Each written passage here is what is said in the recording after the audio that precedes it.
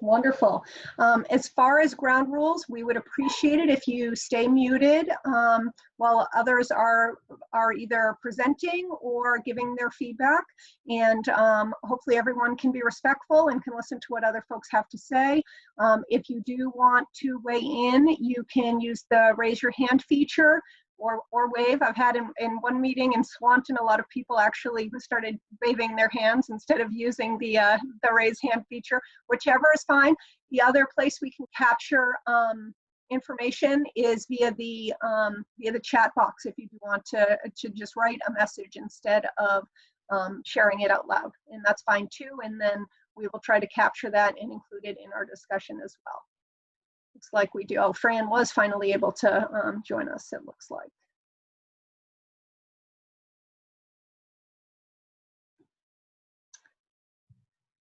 All right, so it looks like Fran's able to join us. So again, I'm Jen Conley. I am the project manager from VHB for the Bridge Street Complete Streets Corridor Study. This is kind of a multifaceted team with representatives from the town of Richmond as well as the CCRPC and VHB, and we'll do full introductions in just a moment. I'll go very quickly over our agenda. We are going to be starting out with the introductions I just mentioned, and then we're going to review the previous studies. As many of you I'm sure know, this corridor has been studied in great detail a number of times. So there's a few past studies that we've already referred to, we've already gathered some information from. We'll go over that. We'll go over what some of those recommendations were, because I think once we start talking as a group, we'll understand whether all of those recommendations are still things that the town is interested in pursuing. Then we'll start talking about what our current scope is. What is it? What is the purpose of the study, and what are the needs that are trying to be addressed here? Then we'll take a look at what the study area for the current effort is, and then we'll get into the input section. I do not want to present to you. I'd rather spend most of the evening hearing what you have to say and what your needs are, and what you would like to think about for the corridor, but what you think also those issues and opportunities might be. And then finally, we'll wind up with next steps. So again, to start out with introductions, I think we'll start with the CCRPC, who has enabled the town to be able to pursue the study. Jason, do you want to start out? Sure, thanks, Jen. I'm Jason Shrest with the Chittenden County Regional Planning Commission, and I am the project manager for this on behalf of the CCRPC. And just real quick on the CCRPC, if you don't know who we are and what we do, we are your regional planning commission. We serve all the municipalities within Chittenden County through the use of federal transportation dollars. And this was a project that the town was interested in, and so they applied for it as part of our annual work program. And we were thankfully able to award them the ability to conduct this through the help of VHB. Great. And that'll do. And also with Jason, we have Sai, if you want to say a quick hello. Hi, my name is Sai Sarpalli. I'm the Senior Transportation Planning Engineer. I'm working with Jason on this project as a supporting staff. And then we have Brian with us today, who is helping to coordinate with another project in town. And you want to say a couple of things about that, Brian? Sure. Hi, everyone. My name is Brian Davis. I am supporting Jason and Sai on this project, and also working with the town on a related project to create a walk, bike, and trail master plan for the town. So we're currently looking at the north side of town, generally north of the Winooski River, and hopefully next year we can look at the south side of the river. So you'll be hearing more about that in the coming couple weeks on ways to provide input for that project. So I appreciate your time tonight. Great. Thank you, Brian. And then from the town of Richmond, Ravi, you want to say hello? Hey, I'm Ravi Venkatraman. I'm the town planner for the town of Richmond. I guess at this point, I'll turn it over to the Transportation Committee members that are on the line as well. Great. Kathleen Gent, I'm a member of the Transportation Committee. John Cart, also on the committee. Alan Knowles, also on the committee. Great. Wonderful. And then from VHB, I have working with me Karen. Do you want to say hello? Good evening, everyone. Karen Suntop with VHB. I'm doing some of the heavy lifting and pulling information together, and hopefully getting to some designs that work out there in the field. So I'm excited to be involved. And then Liz was nice enough. We just pulled her in at the last minute. She's going to help us take some notes today. You want to say hi, Liz? Hi. All right. Well, without further ado, would you switch the slide, Karen? Okay, taking a look at the previous studies. Back in 1992, the town underwent a traffic network analysis, and it really looked at a number of different topics, and it really ranged, and the recommendations that came out of that study were very varied. But what they said about this quarter in particular were a few things. There were places where they talked about improving sight distance for turning vehicles. They really talked about in this quarter, particularly, kind of to the north end, encouraging walking and biking by incorporating walk and bike infrastructure wherever they could. And they also started talking about some TDMs, transportation and management, how to reduce trips to this area and throughout the town. But they also talked about reducing or modifying, doing some parking management, and really recommended time limits and trying to get higher turnover of some of the parking spaces in this quarter. So that transportation study was kind of wide-ranging and included some topics in this quarter. Now on the topic of parking, then we have 15 years later in 2007, there was the Richmond Village Parking Study. The study was really a deeper dive into what the parking demand and capacity was in this corridor, and even on, the side streets extended a little further. But as far as along Bridge Street, there really was a concern that in that, that first kind of commercial block, that at least on Friday evenings and sometimes even at lunch, that it was overparked and that there was no capacity available. And a lot of the recommendations that then came out of that study were some of the things that have been implemented, really trying to get more off-street parking provided. One of the things I found interesting in that study was there was also a recommendation to include parking on the east side of the street, to put in a sidewalk and then also include on-street parking. So that was kind of interesting to me. I don't think I anticipated that, that recommendation. But at any rate, there certainly have been a lot of studies done. Now, even more recently, in 2010, there was a more detailed study done that was really looking at bicycling and pedestrians and how people can move around this corridor. And it really was for the entire corridor. It did not extend quite as far north as ours did. It didn't make it up to Route 2, but it did make it to Depot Street. And it really was more looking at what could be done. Some of the earlier recommendations, the short-term recommendations, really looked at, with the road being 22 feet wide, restriping it to include a 10-foot travel lane on each side and then a 2-foot shoulder, really trying to claim a little bit of space for folks that were walking or cycling on the side of the street. So that was kind of a short-term recommendation. In a longer-term recommendation in the area to the north of the river here, they talked about widening, just to provide an even slightly wider paved shoulder. And then they also talked about putting in a sidewalk between Jolena and Pleasant Street. So those are a few of the things that were proposed there. They also did discuss what I would call the never-ending crosswalk, on the west side of the street there, between the railroad and Railroad Street, between the tracks and Railroad Street there. They did recommend putting in a sidewalk there, a 7-foot wide sidewalk, and having it be curved. There were a number of other recommendations, but those are really the ones that I think were most relevant when we start to talk about then the scope that we're thinking about now as we move our project forward. Down to the south of the river, there was also a number of recommendations. One would be even wider paved shoulders, which I think I can see how they ended up at that recommendation down in that area, as it's not as urban an area and vehicles are probably moving a little quicker, a little extra room for folks to be cycling on paved shoulders. There also was some recommendation as far as tightening up the intersection at Bridge and Huntington and Cochrane. They really wanted some of those radii to be a little tighter to kind of slow folks down as they're going around the corner, and as a result, reduce those crossing distances. Because again, really looking at the needs of the pedestrians in that area as well. So again, you know, really throughout the entire corridor, the recommendations were really to try to narrow the travel width for vehicles and hopefully probably slow vehicles down a little bit while trying to take a little bit of that width to better accommodate a cyclist, or in some locations where there wasn't a sidewalk, in the short term, have them have some safety of walking on a shoulder, whereas in the future, there was more recommendations for including actual off-street sidewalk, you know, travel. Moving on, those are the previous studies. We started to talk about, you know, kind of what the purpose of this project was. And the RFP for the project did include, or the scope of work that was developed for the project, I should say, did include a clear project purpose. And so we've included that here.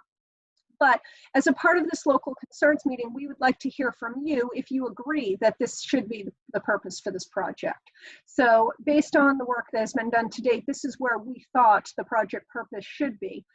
The purpose of the Bridge Street Complete Streets Corridor Study is to identify and prioritize improvements that enhance multimodal mobility and safety through Richmond Village Center. The study will evaluate, select, and develop improvements to better accommodate pedestrians and cyclists, specifically on the east side of Bridge Street from 2 to Jolena Court, and then at the intersection itself of Jolena Court at Railroad Street, and then also at the intersection of Cochrane Road and Huntington Road. So I guess it's kind of a two-part thing that I would love some input on if folks you know, want to add some comment. Is the purpose, is the paragraph, does that hit what we're looking to do here? Is there something missing that we're not capturing that we want to get out of this corridor? As far as the bullets below for the study area, there is a limited amount of funding that is available. And so really we asked the town to prioritize where they think the improvements were most needed. And these were the areas that were indicated. So kind of it's a two-part question, and I would love to take any input that anyone has to add to either piece.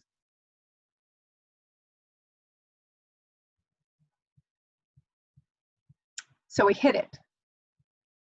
Go ahead, Jean.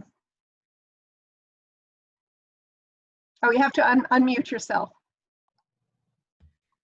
Hi, this is Jean's husband, Gary. Hi, Gary. We live right by the bridge, and I think we have a lot of young kids, like just learning to bike and stuff in this part of town recently. And something that came up in an earlier study is that there's, from the bridge to the intersection with Cochrane Road, there's no green space between the sidewalk and the road. And I think it's incredibly dangerous for particularly young kids learning to bike and stuff. There's very little room for error before you're right in traffic if they go off the sidewalk. And I think an earlier study did look at sliding the road over from basically the bridge to the intersection with Huntington Road and to create that green space. So I would hope that you could look at that again. I do remember that recommendation. I apologize that I didn't mention it specifically. Go ahead, Christy. Sorry, used to Teams. I totally agree with the purpose. I want to make sure that, you know, as Gary talked about kids biking, I have kids that bike into town all of the time, and I support looking at the east side of Bridge Street for bike and ped connectivity. And I want to think holistically about Bridge Street and making that the best bike friendly, whether that's on the east or the west side. I don't know. I think my 10-year-old has had suggestions about putting in a path between the parked cars and the sidewalk along the west side of Bridge Street. And so I want to make sure we don't like close any options there. Well, that is really what tonight is about, is to really get that input from you folks as to kind of what options you want us to look at. And we'll get into, you know, what ends up being next steps is really we take all of the input from tonight and then we develop alternatives that try to address what was raised. Go ahead, Ian. Yeah, I serve on the transportation, the project, the bike and pedestrian subcommittee of transportation that Brian mentioned. So I'm interested in this from several perspectives. I have a particular comment about the world's longest pedestrian crossing. I normally see Bridge Street from the seat of my bicycle, but once I was driving south on Bridge Street, wanted to turn right into Railroad Street, and there were people on that crossing, so I stopped, and it seemed to create some confusion for the vehicles behind me. So I have a specific suggestion. I don't know if it would work, but I think that very, very long pedestrian crossing would benefit from having a refuge about halfway across, sort of divided into two pieces. And actually the one that crosses Railroad Street, I think if it was set back just a short distance, so there would be a jog at the point of the refuge, I think it would actually make things easier. But I'm not an expert on these things, but I think somehow dealing with that very long crosswalk would be helpful. Right. Okay, but do we think our purpose here captures, you know, what the town is looking for as far as that multimodal mobility and safety, accommodating pedestrians and cyclists a little better? Because we will start to drill down. We'll try to get input from all of you on all of the different sections that we're talking about in just a few minutes. Okay, so there are a few project needs that we've identified, and it really is to enhance mobility for pedestrian and bicyclists. And there are a number of gaps in the existing infrastructure. And I think that's what we really started to talk about already. That's what we want to hear from you, is where do you think those critical gaps are? Because, you know, it's definitely going to be something that the town will need to prioritize different improvements. And so where are those critical gaps? And then also to improve safety for all modes. Because there is a high crash location, segment, and intersection within the study area, excuse me, any alternative we look at, obviously we want to try to improve the safety for all modes. So I will turn it over to Karen, who will talk a little bit more about a few different segments along the corridor that we would love to, piece by piece, get a little bit of input from you all on. Great. So as Jen was saying, you know, we really are focusing on 3 areas of interest here, and you know, I think that effort came as sort of the preamble to us coming on board, to really focus in on some of these areas that are maybe the most problematic and sort of those critical gaps in what exists out there today. And so I think it's a good first step towards creating that holistic picture for Bridge Street that some folks have already been talking about. So, and I know we're anxious to jump in and drill down and talk about what concerns folks have in these 3 areas, but also what opportunities they see too. So I think we've already started to have that discussion. So I'm not going to stand in the way. I just want to highlight that, you know, we're really trying to focus on the intersection of Bridge Street with Huntington Road and Cochrane Road.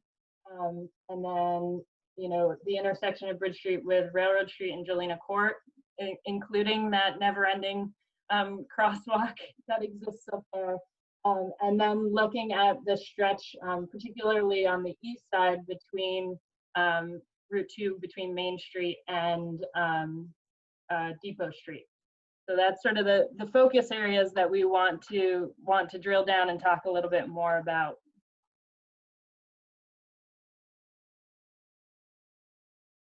And so I think we'll work backwards from what I just said and get started right here in sort of the center of downtown. And I welcome comments maybe we start off with what folks see as concerns out there. What are the issues? How are we experiencing that built environment, and what are the problems that folks are experiencing out there day to day?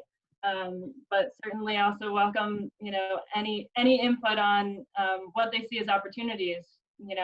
You folks are more versed in this infrastructure than we are. You're out there every day, and so what are the opportunities that you see that might be good fixes for the problems that you see out there? All right, Alan is raising his hand. I Yeah, saw so if- Alan's hand go up immediately. So Alan, you have the floor. If there is a raise hand function on this Zoom, I haven't figured it out yet. In any event, as both cyclists and pedestrians who live on East Main and deal with the east side of Bridge Street, the lack of a sidewalk after the crosswalk by Sweet Simone's going further down is definitely an issue. So my wife patronizes TD Bank. And when she exits TD Bank on foot, she has the option of either walking in the drive-through, or there is a little break in the curb which dumps her into the street, just directly into traffic. So having a continuous sidewalk on the east side of Bridge Street is definitely one of our concerns. And then as a corollary to that, I really think that the traffic in that segment, if not the entire stretch that we're talking about from 2 to Cochrane-Huntington Road, needs to be calmed, I think is the term, which I would just simply say slowed down. So I have actually in the last couple weeks, using crosswalks when I had the legal right-of-way in the crosswalk, have cars come pretty close to getting me. And they were clipping along at the 30-mile-an-hour speed limit. And I think that you need speed bumps and a 15-mile-an-hour speed limit if this is going to be bicycle and pedestrian friendly. Enough. Great. Thank you, Alan, for your input. We did get a comment in the chat. Erin Wag said she can't stay for the whole meeting, but wonders about preparing Richmond to be a light rail stop, which is not something I can comment on. If someone else on the team knows something about that, I would be curious to hear.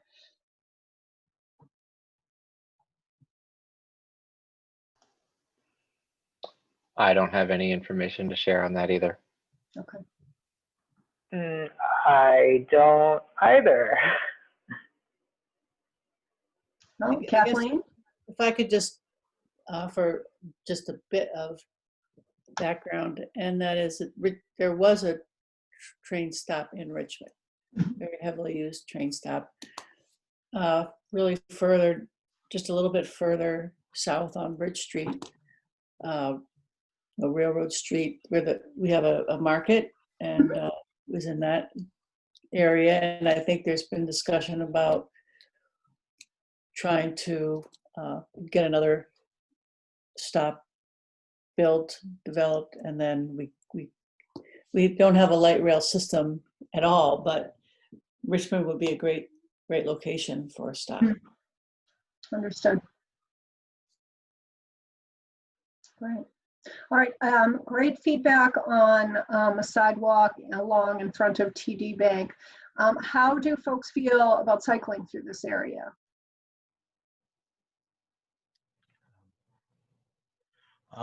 Hey, John Card here. I'll add that, yeah, it's a difficult section to cycle through, and certainly support the idea of extending the sidewalk on the east side of Bridge Street in that section, and then further south to Jolene Court. Great, thank you. Thank you, John.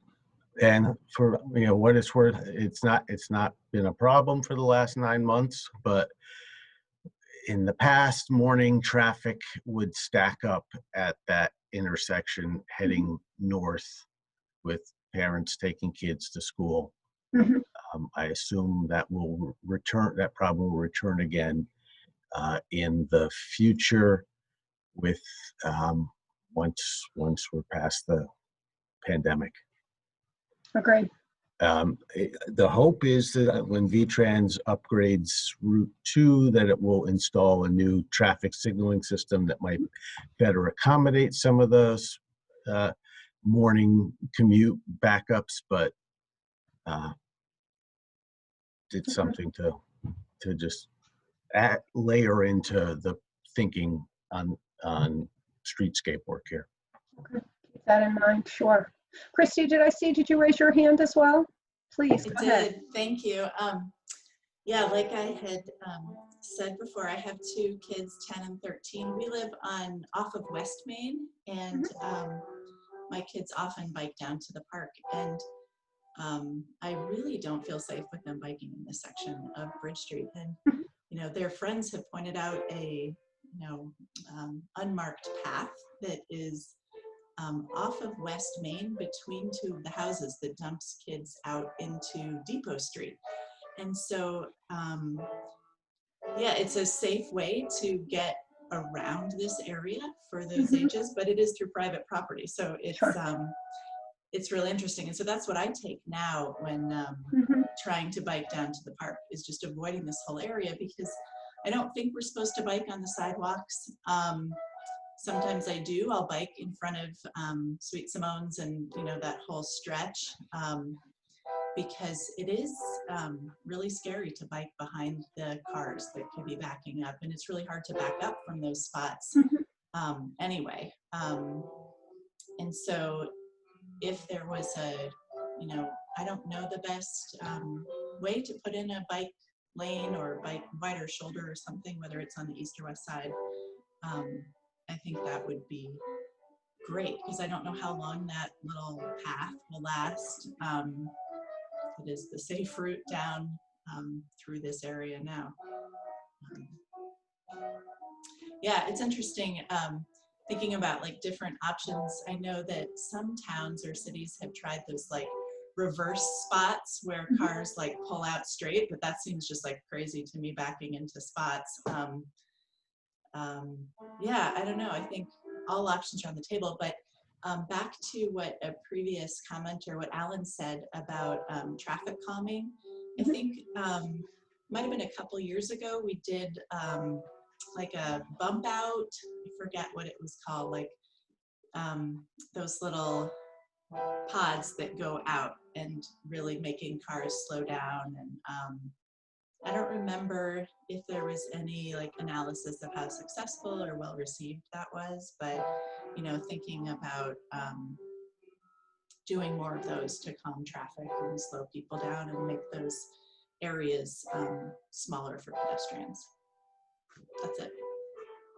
Christy, just a quick follow-up on that. Do you recall where along the corridor those temporary bump outs were? I'm just curious. I think it was across from where that TD Bank, the current crosswalk was. Fran or Jean or Kathleen, do you guys remember? I mean, it was I think they put some barrels and do you guys just remember to create more of a pedestrian refuge. Yeah, there? it was a test, with this bump out. I think we were looking at one of these studies and thinking about street trees and maybe stormwater infiltration and oh God, I don't know. I don't know if we ever wrote anything up about it, but I think things like that might be kind of cool. Well, Thank and you, it's just, Kristen. I was just going to say it's food for thought in terms of, where it might be a reasonable place to be doing a treatment like that in a more permanent way. So yeah, and it's tricky because like John was saying, the traffic gets crazy and backs up all the way to past the round church, and so people can get kind of upset about that. So if that's perceived as causing more traffic, or I don't know, it's scary. Thank you, Christy. Sure, thanks. Ian's been waiting patiently with his hand raised. So this is really normally a busy commercial section of Bridge Street. And so just to comment about bicycling, there are very few places where you can easily park your bike while you take advantage of these businesses. There's one bike rack next to the former Toscano's, now the big spruce place, but not marked on your map here. But it's almost invisible. Few people know about that, but I'm just putting in a word for bicycle rack, bicycle parking.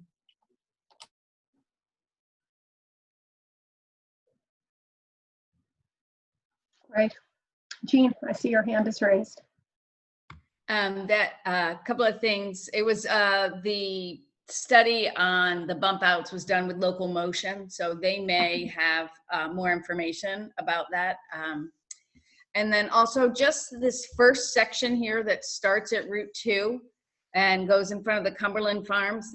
There's not really a delineated sidewalk, as you can see there, so it's really, that is a pretty dangerous section. The parking for Cumberland Farms is right there. And so and then people pulling in and out of getting gas. So that's a pretty dangerous for whether it's pedestrians or bicycles. There's just nothing clearly delineated who should be where. So that's a safety issue there. Thanks, Right, thank you. Anyone else on this section? Thoughts on pedestrian access, thoughts on biking, parking? How about, here's a question, Karen. How does everybody feel about your opportunities to cross Bridge Street? You know, it's kind of nice. There is a mid-block cross here in front of Sweet Simone's. Is there other places? Does that feel like enough? Is there a need for that, or is it more the along Bridge Street that is the concern? Alan, go ahead. This is Alan's wife, Lynn, and he had mentioned earlier my concern around TD Bank. If you walk out of Pleasant Street, you have nowhere to go. You have to go up into the drive-through of TD Bank and up to the crosswalk. You can't just walk out of Pleasant Street and cross the street anywhere. There's nowhere like in that area. When you come out of Pleasant, you're into TD Bank's drive-through. Great. And so do we feel like people, say, from that neighborhood are going to want to cross to get over to the restaurants, et cetera? Well, I'm one of the people that come through that way, and there's just nowhere to come out of there. You're walking into a drive-through bank. Mm-hmm. Great. Okay. Thank you. Karen, is there anything else that we have talked about that we should be asking? I see John is raising his hand to add a comment I'm to sorry, I that missed point. Oh, it's okay. I'll just add what was just said, that's the south end of that block, you know, crossing Bridge Street at Pleasant Street to Depot Street sort of is the place I've most often see people crossing outside of a delineated parking or delineated crossing area. That's significantly more than anywhere else there. Probably the next would be crossing from the parking lot behind Green Seas towards the bike shop and Sweet Simone's. Mm-hmm.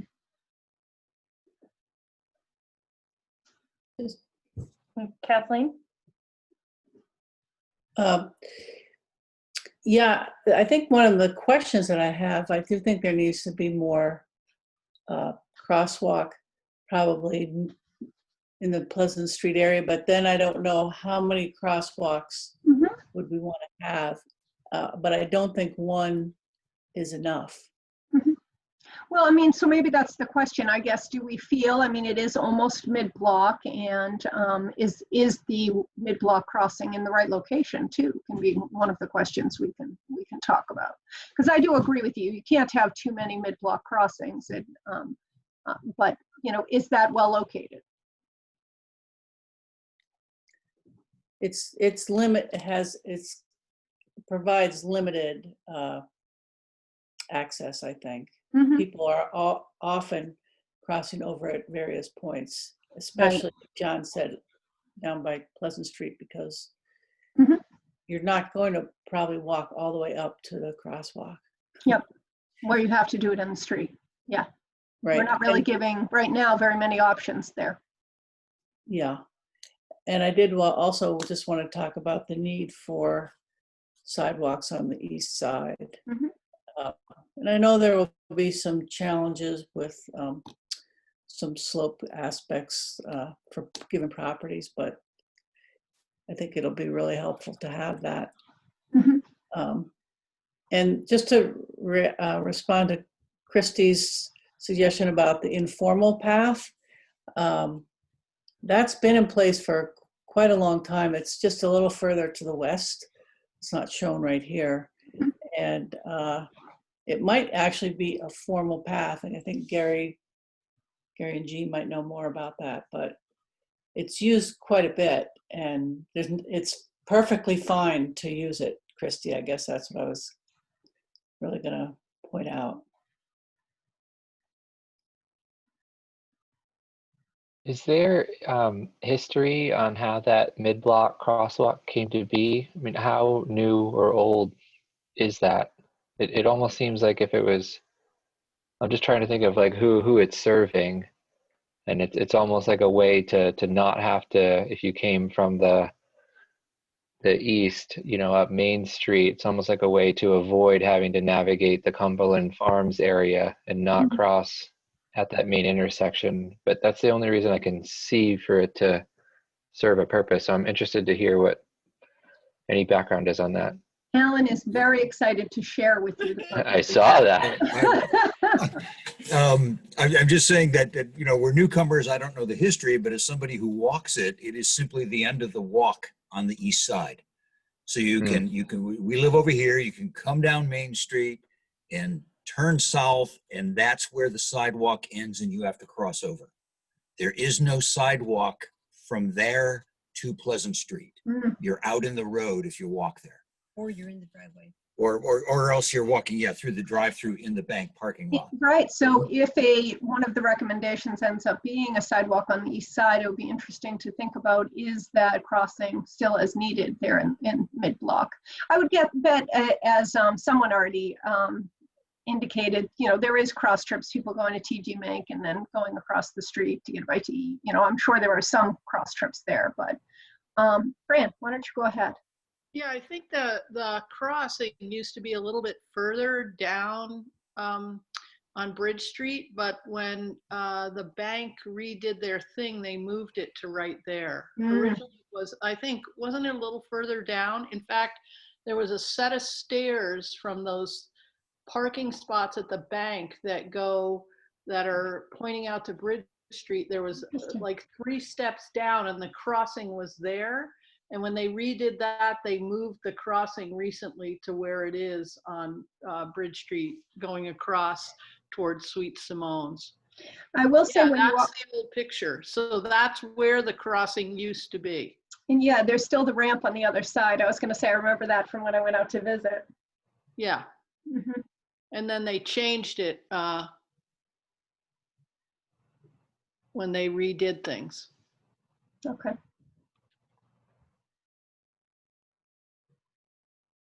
Great. That is helpful. Charlie? It's actually Lisa. You didn't look like a Charlie, but I don't know the history of the angled parking spots, but being a business owner on that strip, I would be interested in the spots being straight so that people can access them easily from both sides. I'm sure it's a space issue, but I just was curious about the history of that.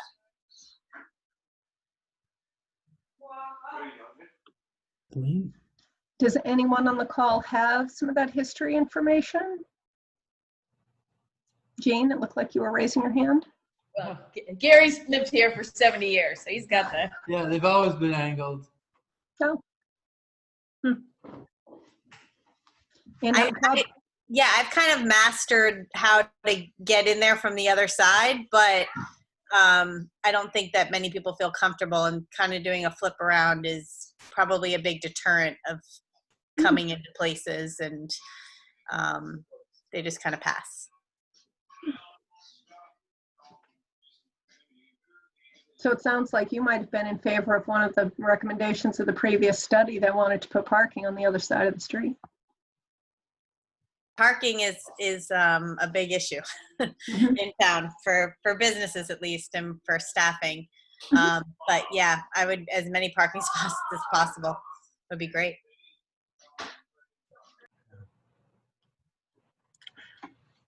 I'll add that some sort of mid-block crossing, I think, is important there. There are a good number of people that park, say, on the west side and then walk across the street to the bank or to one of the restaurants, as well as people that park on the east side and cross over to Sweet Simone's or Bridge Street Hair or any other places. There's a lot of movement back and forth. Exactly where a mid-street crossing should be, I can't say what would be best. My hope is in the future, there's potential also to maybe add another parking lot behind, to the east of what is now the Spruce. There's sort of a landlocked parcel there that maybe someday could become a parking area. And if so, it would be good to have a crosswalk nearby so people could get to the west side of the street. John, can you describe where that might be? Sorry, I'm having trouble visualizing. Am I allowed to share my screen? I suppose, sure. Hold on one second. I have to figure out how to elevate you for a minute to a co-presenter.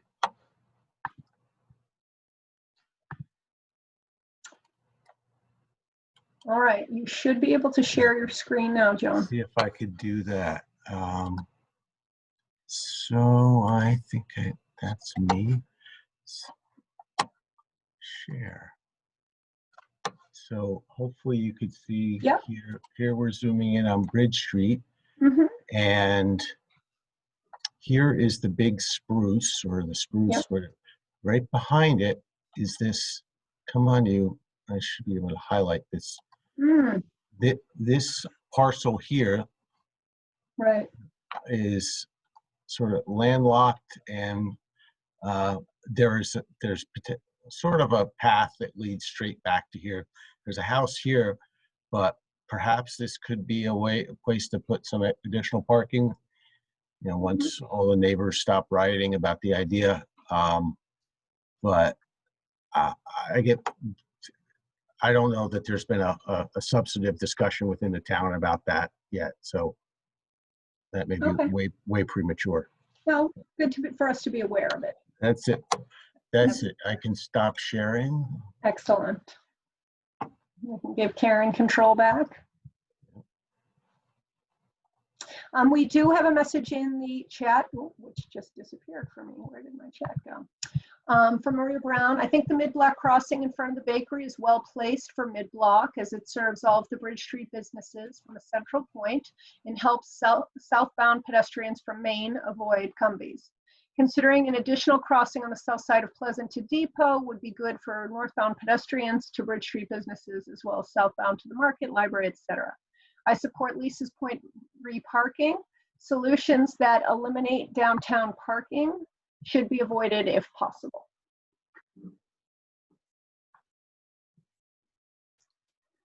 Anything else in this section before we move on? Does the sidewalk in front of Sweet Simone's, that entire block, does that feel like it's wide enough? Are we accommodating our pedestrians on that side, outside of Cumbies? Are we accommodating them pretty well? Yes, Lisa, right? So I think that most of the time, but when we start putting, we put tables out in the summertime, Hatchet puts tables out, and we want to encourage people to be eating and dining and having coffee outside. That makes it tough. It makes it very tight. And then when cyclists come through and need a place to put their bikes, there is no place. It's like leaning it against a window or doing something like that so they can come and be patrons in the businesses. So it's tight. I mean, it would be great. I think eating outside is so nice, and we don't have a lot of space to be doing that. So if I can't really imagine the ability to make it bigger, but that might be nice.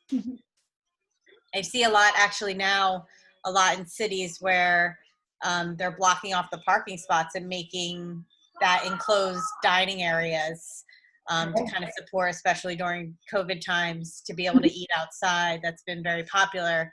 Again, can't even fathom or imagine that taking away any parking in front of the businesses, but I think to expand that possibility would be nice and have enough space for pedestrians to just be walking or biking.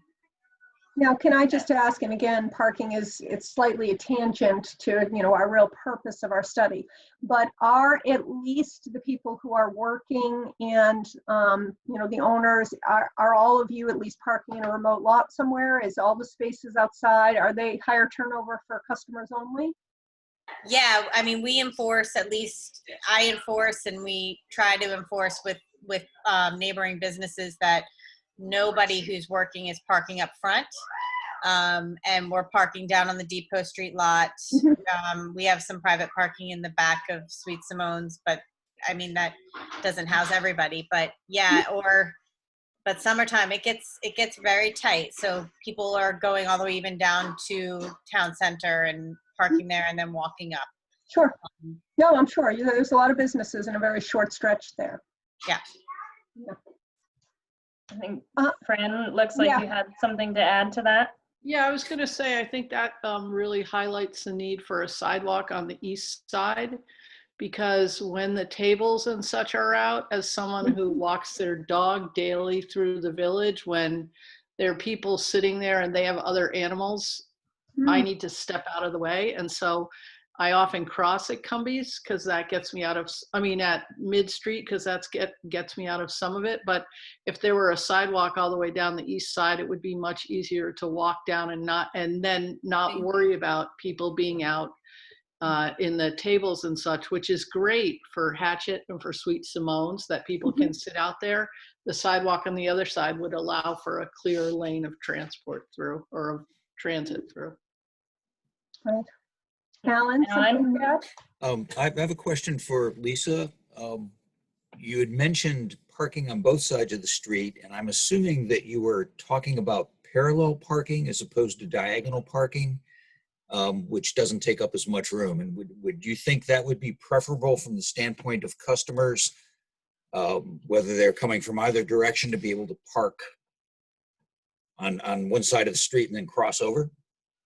Yeah, I wouldn't change the amount of spaces that we have on the one side, but adding on to the other side, like similar to what's in front of the Richmond Dental, just a couple more spots that people, if they're coming, from Cochrane and they're coming up and they want to just quickly run in, they can do have an easier time of parking. Most people are parking in like the Green Sea parking lot and then crossing over. Well, there's probably not room to put on the other side unless, if you go to parallel parking as opposed to diagonal, you're going to lose some spaces on the west side. Yeah. Would you regard having some parallel parking on the east side a reasonable trade-off for losing a couple of spaces on the west side, or not? Now I'm asking as a committee member. I don't have a dog in this fight. I would wonder whether or not having an angled spot and just having kind of like straight on spots where you can access it from either side could be a better solution. I think eliminating spots to get a couple on the opposite side of the street, I would say no. Okay. I would say keep more spots, even if it's just on one side. Okay. And I think, Alan, you make a good point. Fitting in everything that we want in this section is definitely going to be a calculation of trade-offs. So as we think through what alternatives might work here, and we're definitely going to be grappling with what those trade-offs are.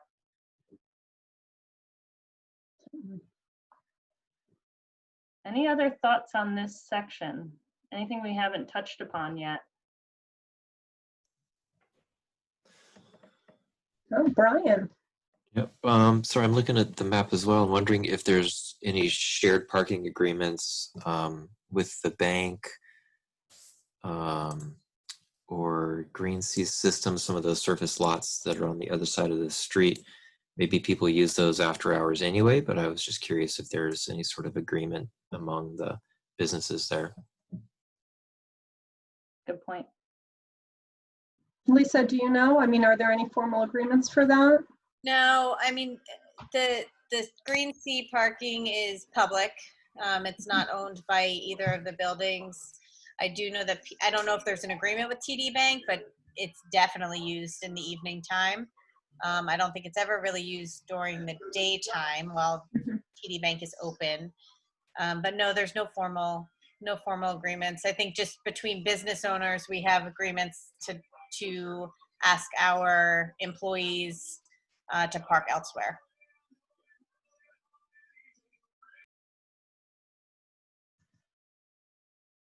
All right. Well, I'm conscious of the time here, and I want to make sure that we hear about the other two focus areas. So we can come back here if folks have other thoughts as we sort of move on to the other areas that are focused here. But if I can just wrap up with, you know, there's a little bit of comment just that losing spots in the west side would be challenging, especially for Bridge Street Hair and Food Bank customers. So. Thanks. Now we can go. Yeah, I think I lost my controls here. Give me 1 second. Okay. All right. So moving just down Bridge Street a bit here, and focusing in on the world's longest crosswalk in front of Richmond Market. So the intersection with Railroad Street and Jelena Court, and just focusing in on this area. And would love to hear your initial thoughts and reactions, even just seeing the aerial on your screens. What the big issues here? I think some of them are quite obvious, but would like to hear from you all what you think the major concerns are in this area. Jean. Like that section up in front of Cumberland Farms from the Richmond Dental to the Richmond Market, again, there's no delineated, the only way you know you're on a sidewalk is the white stripes, and oftentimes, you know, they get worn down and you can't see them, or this time of year when there's snow and stuff. So again, it's not a very clear delineation of what's actual sidewalk and what's road. From the Richmond Dental down to the market. And it is, even if you cut out just crossing from Richmond Market across Railroad Street, that in and of itself is a pretty long section to cross because of the way the road curves out like that. And it's not a very well lit intersection either at night. So it's kind of a tricky intersection to come across as a pedestrian. And Jean, maybe just as a follow-up to that, do you have thoughts about what you'd like to see here? I guess it's a little bit of a confusing intersection, like who has the right of way, the pedestrian or the cars, and people are often kind of coming down the hill ready to swing into the market. Mm-hmm. And because it's such a long crosswalk, it's hard to tell where somebody's at. Are they at the beginning of the crosswalk, or in this case, the middle of it? So it's hard to tell when the pedestrian is ready to go across and sort of who has the right of way there. It's not one of those flashing lights like we have up on the mid-block crosswalk and when we have further down in front of the library. So I think clearer who has the right of way and when. Thanks. Yeah, I would, this is Fran. I'll just echo Jean's. It would be nice if I understand that it probably has to be that wider curve to allow large trucks to get in back to the home supply is probably why that curve goes that way. But it would be nice to know like where the sidewalk ends and where you're about to step into the road. Because quite honestly, when I walk it every day, I just keep walking. You know, it's not really clear to me if I were to stop to let a car go by. So, I mean, I look for cars and make sure they're looking at me, but it's not, as Jean said, it's not really clear. This is John Hammerslaw. I was just listening to this and looking at that sidewalk right outside the market. To delineate where pedestrians go, couldn't we extend that sidewalk up maybe 2 feet, 3 feet from the railroad tracks or up to the signals there? And that would delineate more of where the pedestrians should walk and bring that crosswalk closer to the market, where it's, instead of hitting it on the curve, bring it right across towards that other house. Yeah, we'll look at probably alternative locations for that crosswalk and trying better to define sidewalk versus crosswalk in this area to make sure the pedestrians, you know, have some additional safety. We'll be looking at different alternatives to do that. Exactly. Mm-hmm. Kathleen, looks like you have something to add. Just wanted to point out, I don't think it was intended to be a crosswalk, but rather, given the constraints at the time, this is the sidewalk. It is right. I I mean, mean, if nothing else, it defines space that cars are not supposed to be in. It is not necessarily a crosswalk. It is defining the space for the pedestrians. But of course, we feel much safer when we're walking on a grade separated, you know, with a curved sidewalk than we do when it's just painted. You know, there is certainly a difference in how you feel in those situations. So no, if nothing else, you should be applauded for at least trying to take a little bit of room from vehicles for pedestrians. And that certainly is what the town has tried to do in this case. Yes. So I did also want to point out that there is a lot of traffic entering and leaving Bridge Street. Now with Jolena Court being developed, that will also become a major side street. So how to manage additional vehicular traffic and pedestrians and bicycles is a challenge. And I don't know that we have a great plan yet, but you know, this is obviously an important area.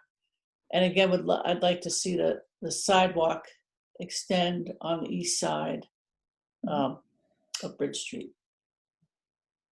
Yeah, and I guess to that point, we will be definitely taking into account the development that's going in sort of in this view from Jolena Court and back away from Bridge Street. So that will definitely be part of our purview here when we're looking at options. Alan, go ahead. I just wanted to ask, you know, as a newcomer again and walking and biking this, my reaction to that intersection is, why aren't there stop signs? Why does Bridge Street not have stop signs both directions of that intersection? And that's my reaction. Although as a bicyclist coming down that hill, having to stop would be a real drag, but still, you gotta be safe. Well, if I could just say, to add to the complexity, we have the railroad right there, and there are regulations that may restrict what we can do in the vicinity of the railroad, such as how close can you have a stop sign or a traffic light? We will certainly be looking at that as well to make sure that we're within our constraints here for whatever treatment we are looking at for alternatives. Christy, I think you've wanted to make an addition to the Yeah, conversation for sure. a while here. Sorry. Yeah, and Go ahead. I agree with what everybody has said. Yeah, my 13-year-old doesn't really like me holding his hand in the long sidewalk anymore. And I always try to keep my kids on the inside as that barrier between the traffic. So some sort of barrier, but I know whenever we talk about this intersection, Dan Noyes, who owns the hardware store, is super knowledgeable about traffic at this intersection because he has all of those tractor trailers that come in that both go to the market and to the hardware store. So he's really well versed in how this intersection works. So he would definitely be a good person to talk to in ideas of where to put things. And then I don't know, are there still parking spots right in front of the market? No, okay, Jean, because people were parking there, and so then that was another you'd be kind of pushed out into the road.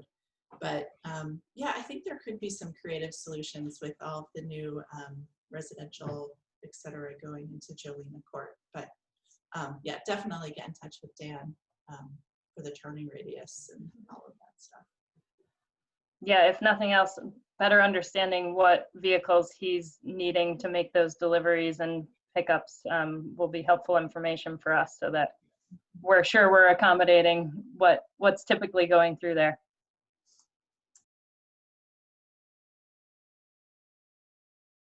Any other thoughts on this area?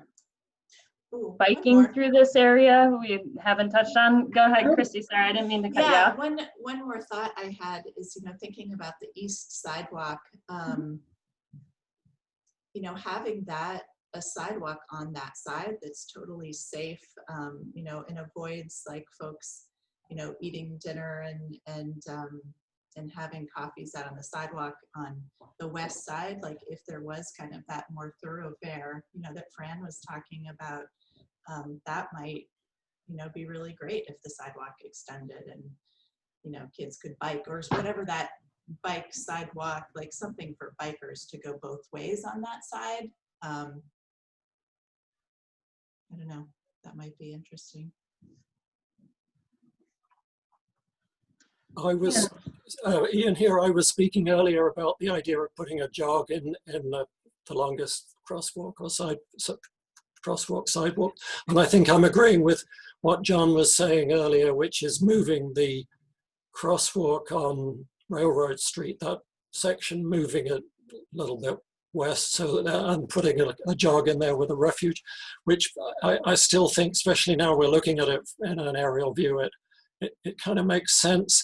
But I do notice that apparently the right-of-way extends east rather than west, and so any changes there, I'm guessing, might run into a problem with the right-of-way versus the property owners adjacent to the road.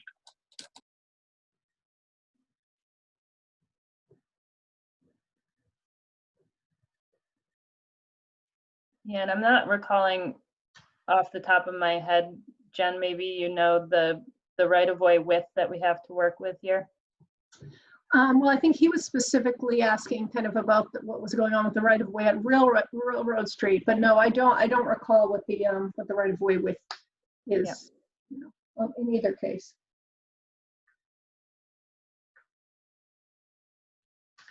Yes, how do we feel about cycling through here? So it feels a little more hairy, I'm sure, up at the east end with vehicles backing out at an angle.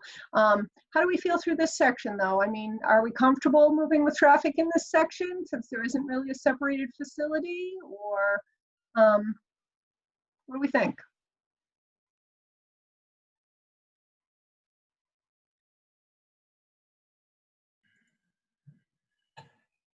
Go ahead, Ian. I think you waved first. Alan got him a second later. My experience as a bicycle rider is usually coming from the south on Bridge Street. So I'm making, and I want to go to the Richmond market. So I'm taking a left there, and it's not an easy one. It's, you know, you have to move out to the left, and there's traffic coming up behind you.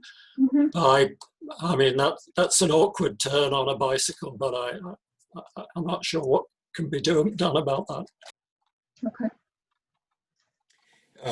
Coming from the north, you're coming downhill, you get up some speed, it's a rough railroad crossing, you are watching for traffic behind you that doesn't seem to think that 25 miles an hour down a hill is reasonable speed, and they ought to try to pass you doing, you know, 35 in the middle of that intersection. In any event, again, I think the traffic needs to be calmed. So Alan, it sounds like you would be more comfortable just riding with the traffic if the traffic were going more like 25 miles an hour. Going downhill, yes, absolutely. It needs a bicycle may take full lane in Sharrows. Coming the other direction, you're coming uphill and you're trying to do better than the pedestrians. So it's like the reverse, you know, you want to get out of the car's way because you're clearly not moving at traffic speed. And I don't have an easy answer for that. Maybe I'll get an electric bike.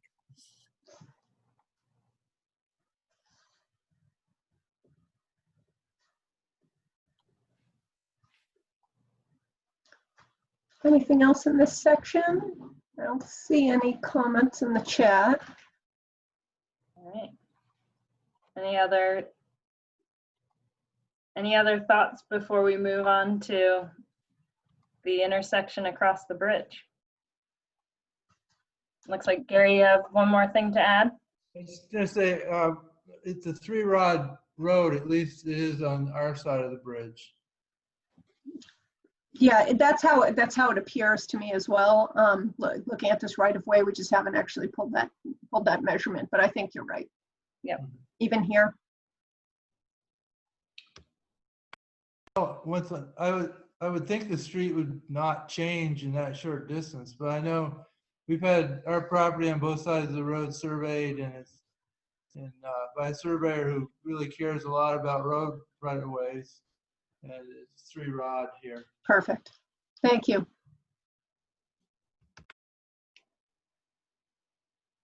All right.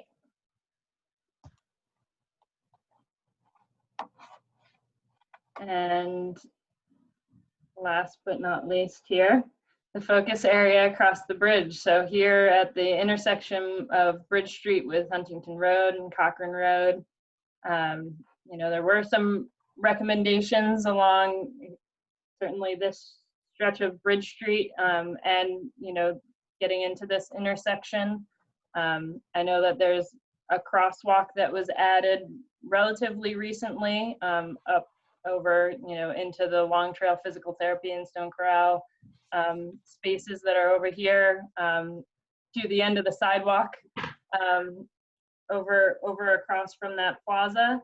So would love to hear your thoughts on this intersection and sort of the approaches to this intersection, what the major issues are, and with that, you know, if you have thoughts about what fixes you've been dreaming up in the interim. Fran raised her hand immediately for this one, Karen.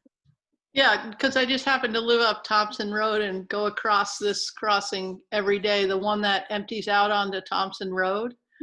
So a couple challenges with that one in particular. It's nice to have one there, but there's no sight line for cars. The signs that let cars know that pedestrians are supposed to have the right of way, I would guess it's, you have I think I have, coming from town, I have a 70% chance that they'll stop, and coming from Thompson Road, it's about a 30% chance that a car would actually stop and let me cross. And then equally problematic, you could go down all the way to the other crossing on Huntington Road, but then you have to walk through parking lots to get around to Far Road to walk back around. There's no sidewalk on the other side of the street to come back to Thompson Road on. And on top of it, when that sidewalk, that crossing is okay when you're heading into town, but when you're coming, I'm terrible on my north and south. When you're going south, right? From When town. you're going south. south, it drops you off onto the end of Thompson Road on the wrong side of the street. So you have your back to traffic, and because there's a daycare on the corner down there of Thompson and Far Road, cars come through at the end of the day, especially to come get kids. And so you have to try and get across Thompson Road as well to get on the other side to be walking facing traffic. So there's a lot of issues there, and I don't know the answer. It would be nice to be able to cross the street there and back and get to the correct side. Sometimes I walk through the teardrop of the, in front of the round church there and cross the end of Cochrane Road, but that's the same thing because cars can turn left onto Cochrane Road and not see you if you're going across. So it's just, you know, maybe the answer is the crosswalk further down, but then there has to be a way to get back other than to drop you off in the parking lot.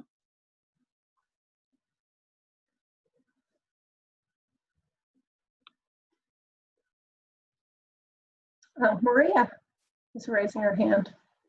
So we live on Cochrane Road, and this particular intersection is pretty challenging.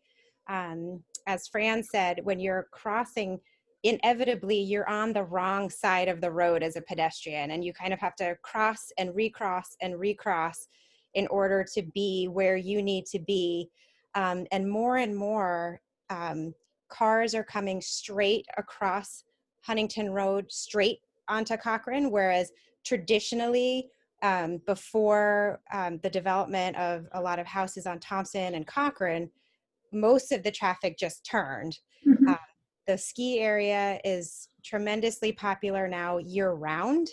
And so we've got runners and bikers and dryland trainers and drivers who refuse to drive the speed limit no matter how much we jump in front of them. And so one of the things that we've talked a lot about, which we think would be great, is having that intersection be a four-way stop. And he's like, I want a four-way stop, and having all four of those crosswalks available for folks to go up Cochrane, go down Huntington, go down Cochrane, or go down Bridge. Because essentially Huntington to Cochrane, they're two different names, but it's one straight road now. It's not a curve at all. Like when I'm taking a walk with my mom and dad, I usually bike. We have to wait there for a while because cars just keep turning and going forwards, and it's a long time to wait. I believe it. Thanks for weighing in. It's nice to have a younger participant in our meetings.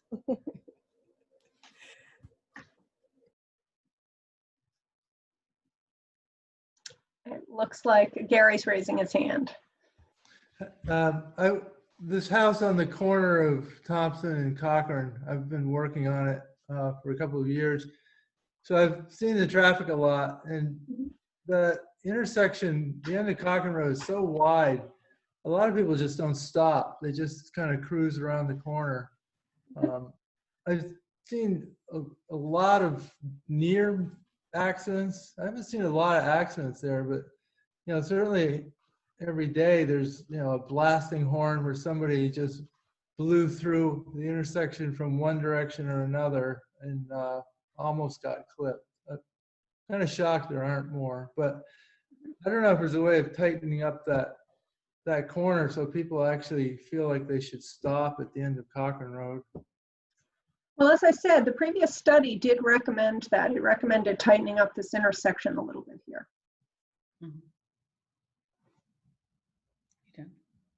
Yeah, and I guess if you didn't know that historically the volumes, I think as Maria was saying, you know, historically the volumes were the thoroughfare is really Bridge Street into Huntington Road. If you didn't know that and you were just looking at the aerial, it's a lot of pavement for that intersection. And so tightening up those radii would definitely force you into a condition where you probably would want an all-way stop at that location, just to ensure that folks who were coming off of Cochrane Road or Thompson Road weren't, approaching that intersection thinking that everyone was going to stop.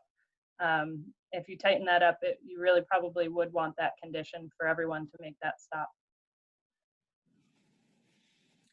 I just want to interject that having come from a place that recently put in some traffic circles, that this intersection looks to me like it's big enough to put in traffic circles, but if you do so, you need the flashing lights for pedestrians in the crosswalks.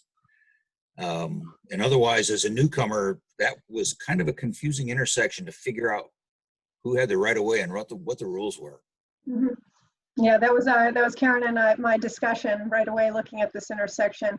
It's just, you can tell by the way Bridge and Huntington are designed that feels like, obviously it's the through route, but that as volumes increase, as everyone has said here, it isn't that clear to someone who's new to the area what they're supposed to do where.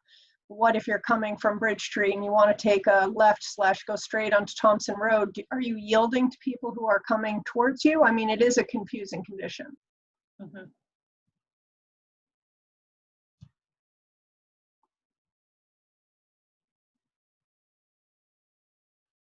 Now, one of the recommendations of the previous study was to extend the sidewalk on Huntington Road.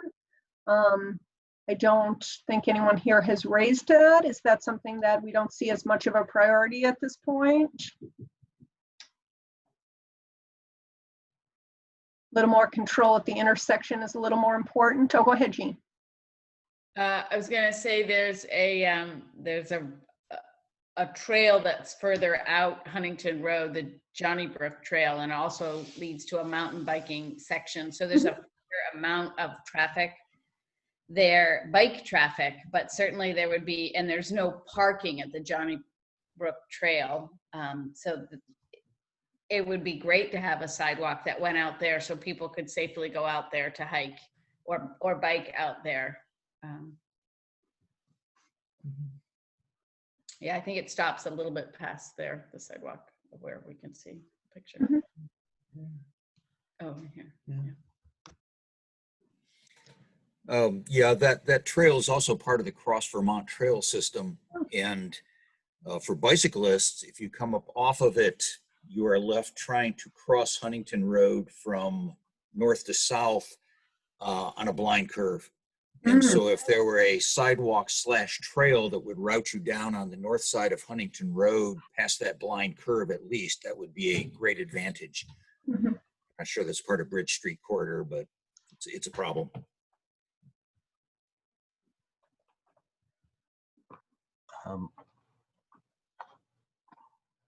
So John here, I might add, I think if I had to choose, I would probably want to put an additional sidewalk on the south side of Huntington Road at that intersection before I extended the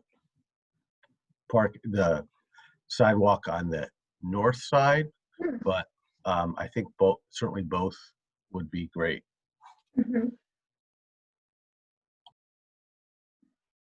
Well, I think someone who spoke earlier did mention that as well, that they're, having a sidewalk on that south side would help with some of those connections as well. And I guess maybe the follow-up to that is that mostly folks wanting to sort of access the retail locations and the other amenities that are in that plaza with the Long Trail Physical Therapy and the Stone Corral. Is that sort of the destination?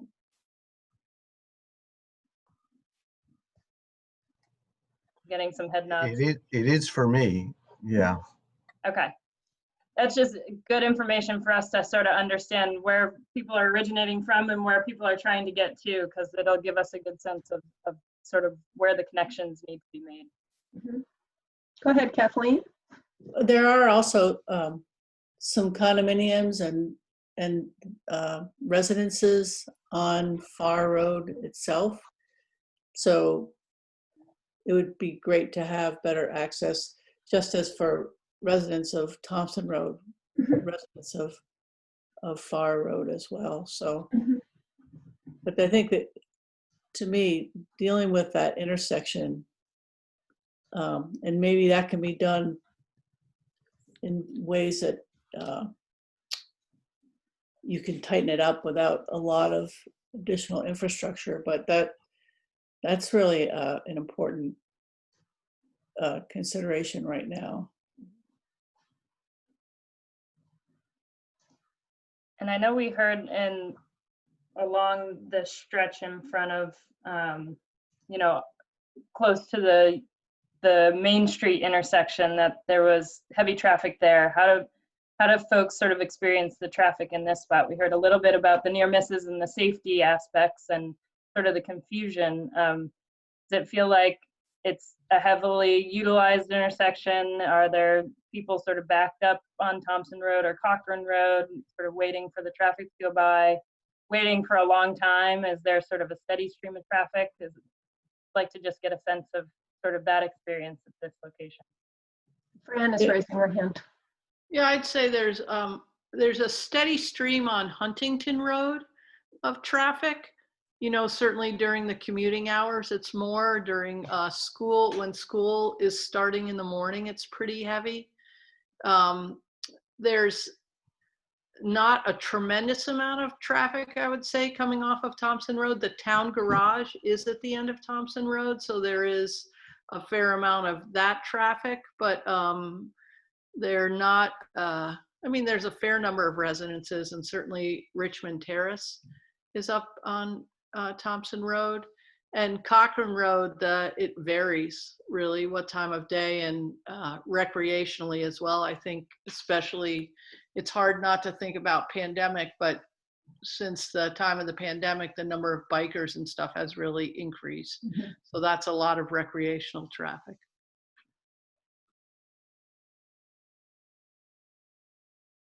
I guess maybe the add-on question then is, you know, biking through this intersection or this area.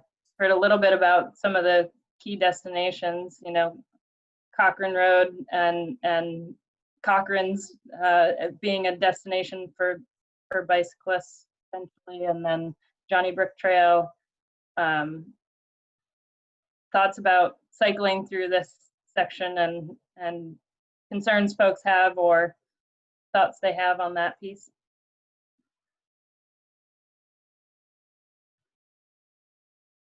This is John Hammerslaw again. Most of the bicyclists heading down Cochrane Road, normally going east anyway, normally go through the Round Church Road there. They don't try to go across. And if they're coming from Huntington, they just take a straight shot into Cochrane Road. But normally they park below, either in the parking areas around the Round Church, or below it in that other area that people use. A lot of bikers use that. And then they just come up and do the crosswalk, or ride right up the grass and along that road there, or by the Round Church. That makes sense. Yeah, I'd like to echo that. When we're going to Cochrane's, we bike down that sidewalk, you know, then cross that crosswalk where that red car is, and that's excellent. Has good sight lines, cars definitely stop, and then we go through the Round Church driveway. That's great.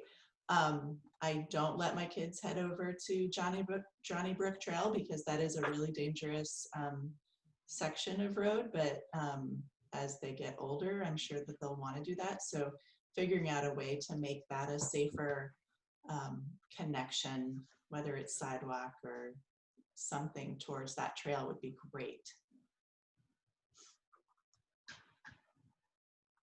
It's like, Fran, do you have something to add?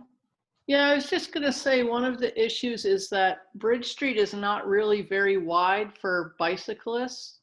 So they often do ride on the sidewalk, which if you're a pedestrian can be difficult in places, because there are places, especially not right at that intersection, but down just past that red car where there's stone walls. So if you're a pedestrian and they're bicyclists, it's hard to, you find yourself having to step off the sidewalk to get out of the way of the bicyclists. So I think that there's not a lot of room. And when you watch bicyclists ride down that part of Bridge Street, they're clearly looking over their shoulders the whole way to try and see if traffic's coming behind them.